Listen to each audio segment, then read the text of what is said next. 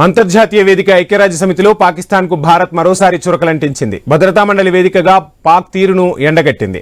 ఐక్యరాజ్య సమితి భద్రతా మండలిలో పిల్లలు సాయుధ సంఘర్షణ అంశంపై చర్చల్లో భాగంగా పాక్ రాయబారి చేసిన తప్పుడు వ్యాఖ్యలను భారత్ ఎండగట్టింది. యుఎన్ఓ ప్రక్రియలపై పాక్ అనవసరమైన అపోహలను వ్యక్తం చేస్తుందన్నారు భారత శాశ్వత ప్రతినిధి పర్వతనేని హరీష్. యుఎన్ఓ నివేదికలో పేర్కొన్నట్లుగా పాక్లోని పిల్లలపై జరుగుతున్న దారుణాలు, సీమాంతర ఉగ్రవాదం నుంచి దృష్టి మళ్లించేందుకే ఆ దేశం ప్రయత్నిస్తోందన్నారు.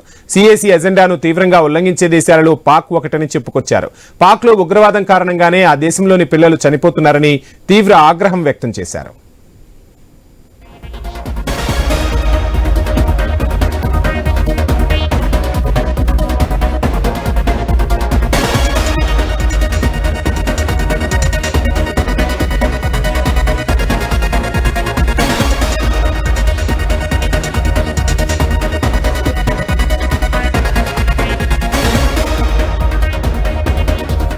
అంతర్జాతీయ వేదిక ఐక్యరాజ్య సమితిలో పాకిస్తాన్ కు భారత్ మరోసారి చురకలంటించింది. భద్రతా మండలి వేదికగా పాక్ తీరును ఎండగట్టింది.